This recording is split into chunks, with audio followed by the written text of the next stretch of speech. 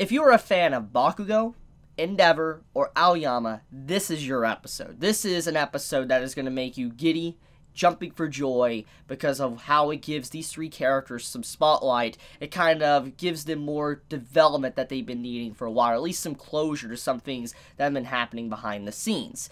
So I guess it's fitting to start with Bakugou first. He's always been a character that has been in heavy debates if he is a deep character or not.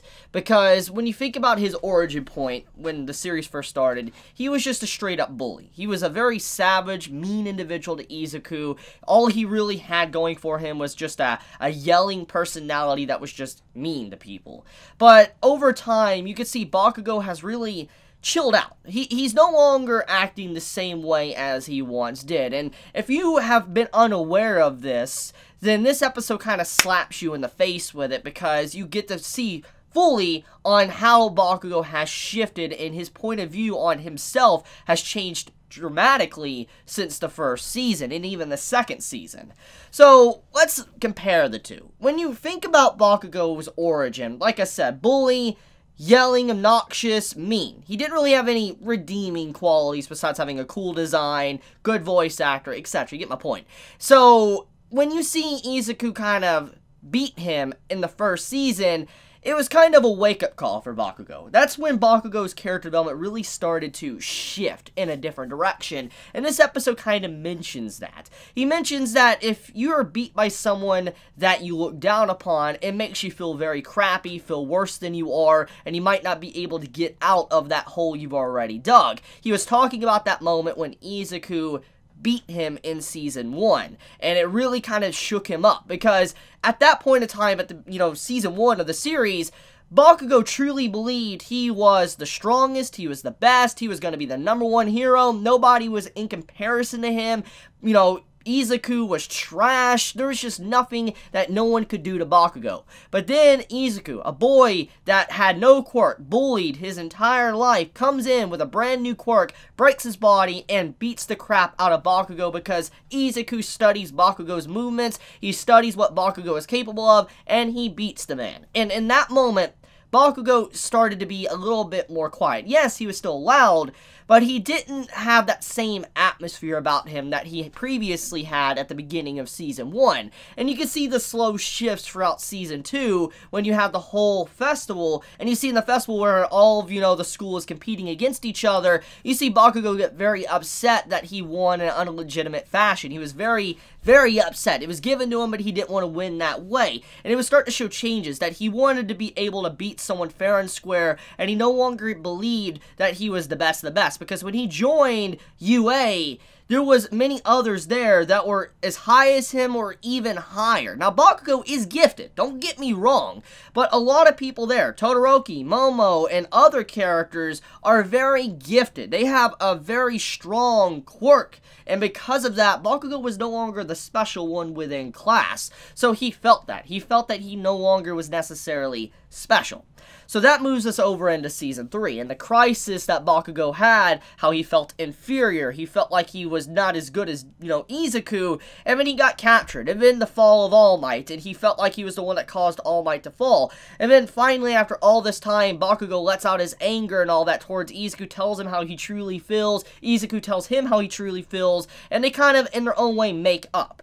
And they even let Bakugou in on their secret at the end of Season 3. And ever since then, Bakugou's kind of shifted a little bit. He's still same in some aspects, but he no longer believes he is the best. But he strives to be the best. And you can even see in this episode, when Bakugou kind of, walks into Izuku, he asks Izuku, so, have you made progress, etc.? And Izuku's like, no, not really. And Bakugou's like, I thought you were, and he keeps walking off. That was, in his own way, Bakugou checking in on Izuku, making sure he's okay and how he's developing, because Bakugou now knows that it's not just him reaching for the top, it's many others, and he has to compete with so many people to be able to get there.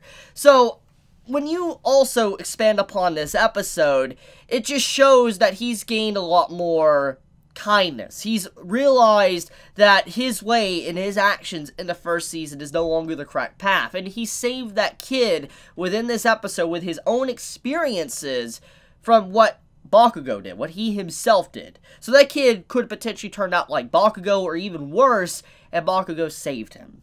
So that is truly a special moment of this episode, just seeing that character development. It is absolutely breathtaking to see, and it's easily one of my favorite Bakugou moments of this season, and maybe of the series in general, including the manga. So, moving into, let's say, Endeavor. So, obviously, I covered Endeavor in my previous episode review, but there's a little bit more details to this episode, which will be very quick. Endeavor, as we know, is trying to shift and change. He's trying to be something better. He needs to be a symbol, but it obviously can't be the same symbol as All Might. And when he confronts his son, it's kind of like a ribbon on top with what happened in the last episode. When he confronts Todoroki, Todoroki slaps his hand away, and you don't see Endeavor get cocky. You don't see him try to push and force his motives on Todoroki. He just like, look, I want you to look at me one day and be proud that your father is the #1 hero. I'm a great hero, a strong hero, etc. And the way he looks at Todoroki says it all. Basically, he's like, I know right now you don't respect me. I know right now you don't even care that I'm a hero. You don't care anything about me. You don't love me, whatever. But one day, I hope, one day, I truly hope that you could look upon me and say, holy crap, my father was a really good hero, a strong hero.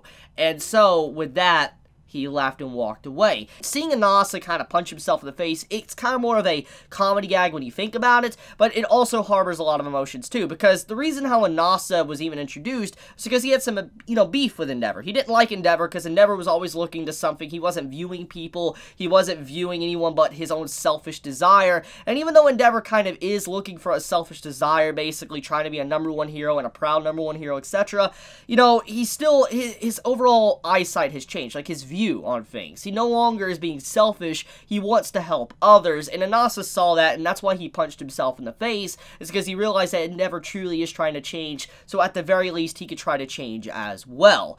And so that is a beautiful moment. That's a nice little origin point for Endeavor's major character arc.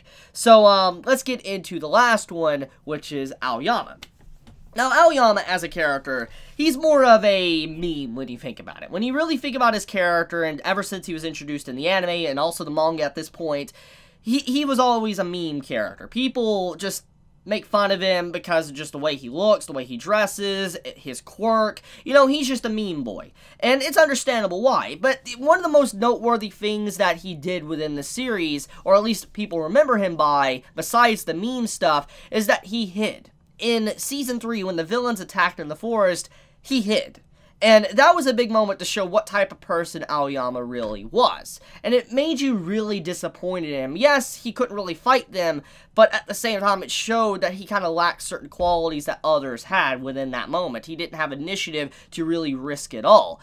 And we get a little bit more clarification to Aoyama's personality, but also what he suffers constantly. So it's clear that Aoyama's quirk is kind of strong when you look at what he did. He was able to shoot through that entire stone slab concrete instantly with his naval laser. Now, even though the beam isn't anything like massive in size, like let's say a Kamehameha from Dragon Ball, the sheer fact that he was able to go that distance and it was able to pierce that quickly is pretty insane. It looks like it's kind of like a piercing bullet, basically. That's kind of what it looks like. So Aoyama's quirk, even if it does have some limitations, it does appear to be in its own way very strong because of how fast it potentially could be.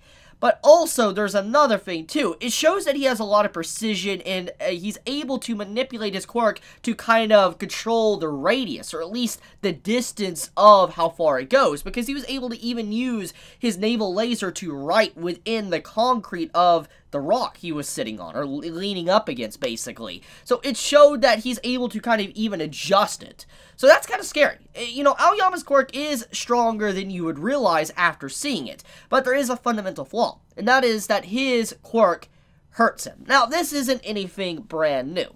When it comes to My Hero Academia, we have met many individuals that have quirks that are incredibly OP, but their quirks are fundamentally damaging. They hurt the individual because there is a side effect. Example, Izuku is easy to see, but then you also have Ochako that gets kind of like sick and all that when she uses her quirk on herself, etc. And then you have stuff with like Ito when he does his, burst and all that. He can only do it for a limited amount of time, and it can kind of cause him to freeze up and all that. You have, different aspects of characters have different weaknesses. And because of that, you can kind of look at, Aoyama's weakness as something very dire. His weakness is kind of detrimental when you think about it. He gets tummy aches. Now, this doesn't sound like anything crazy considering what Izuku goes through, but tummy aches and making yourself nauseous to where you literally like crap yourself and maybe even vomit is not something that is necessarily good. Imagine getting in the middle of a fight and having to vomit and crap yourself. That's not really an image that